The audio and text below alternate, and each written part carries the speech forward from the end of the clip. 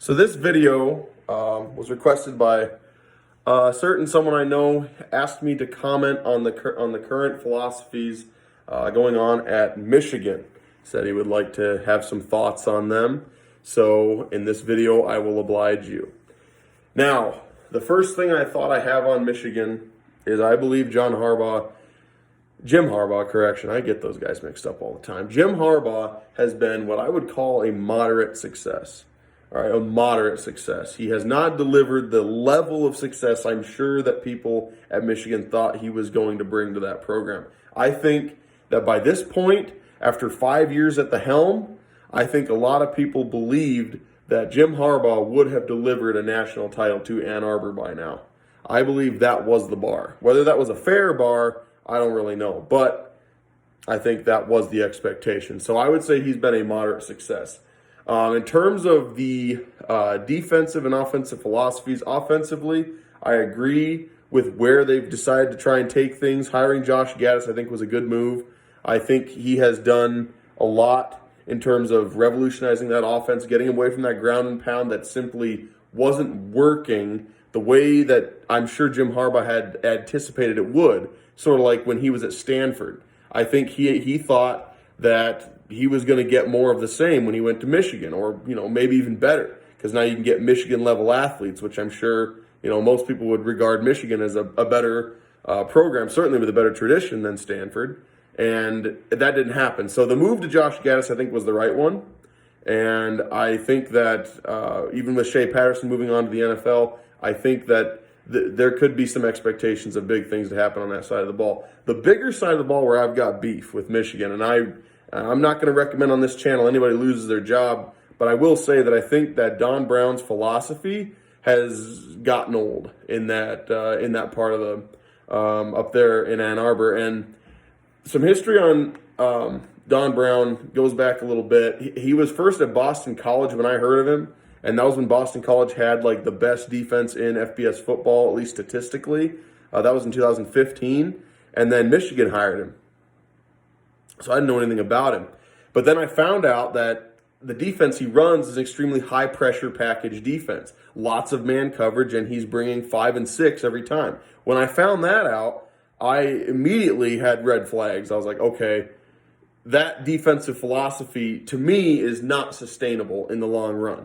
I don't care how good the athletes are, it's just not going to work that well. But early on, he had a lot of success because he had the pieces he needed to run that defense. Mainly, he had great corners. Jordan Lewis was a first-team All-American that year, and he had a great secondary. That year, he had fantastic personnel on that side of the ball. I believe Jabril Peppers was also in that secondary as well. And so he had a lot of great players to fit his scheme. But even with all that, okay, it's not going to be a defense that will game in and game out shut down opponents, good and bad alike. And to illustrate my point, I will just point out one stat. In 2018, all right, that's the most recent example. The Michigan Wolverines, I know that was a year before this last year, but I don't believe I need to mention this last year because we all know their defense wasn't special this last season. But even the year before that, there were signs that this thing was getting old. That year in 2018, even though it had a lot of press, everybody thought it was so good. I remember that was all over ESPN. How good is the Michigan defense? Just very aggressive, just airtight. Nobody could do anything against them. When in the 10 games they played against average to below average competition, against the Indianas, Nebraskas, Illinois, Michigan State, all these teams that are known for not having great skill players, they gave up an average of 12.5 points per game. And that's what Don Brown's defense does. Against lower level competition, in terms of skill players, you're talking average to below average skill players that aren't great at getting separation. Yes, his defense will look fantastic, and it does. It's airtight. There's nowhere for them to run. It's like they're suffocating, all right, when they play against those offenses. But then here's the other side.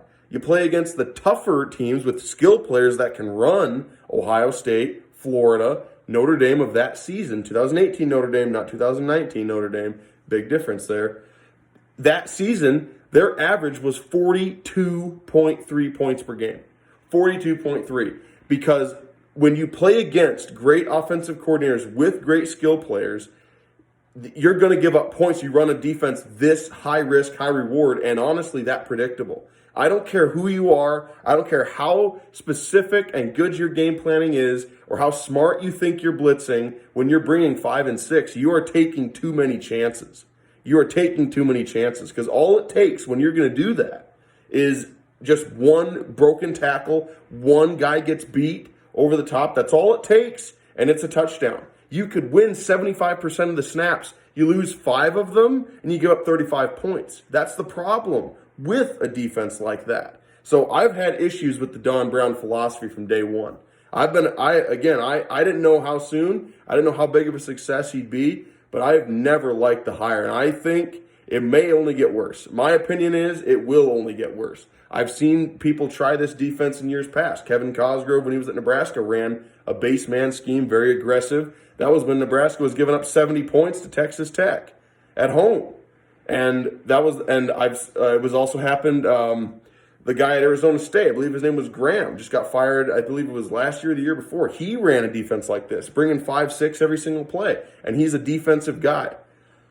This type of defense is simply not sustainable to me. So, in my opinion, I think Michigan needs not just an offensive philosophy change. I think they need a defensive philosophy change because when you're at Michigan, they're not going to get the high-level athletes that Ohio State gets.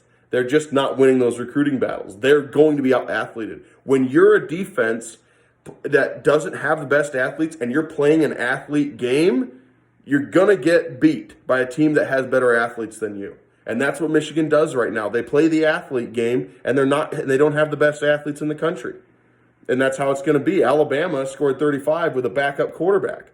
Imagine if they'd had Tua. Probably would have been 50 or 60, most likely. So that is my quick thought on Michigan football right now. I will look more in depth at many of the teams in the FBS, especially the Big Ten, later on this spring, probably around spring ball time. I'll delve into that a little bit, talk about them a little more. But right now, I think that those are my thoughts right now. I think Michigan has a good change on offense, and I think they need to go to a philosophy change on defense. Doesn't appear that's going to happen this year, but that is the direction I believe they should go.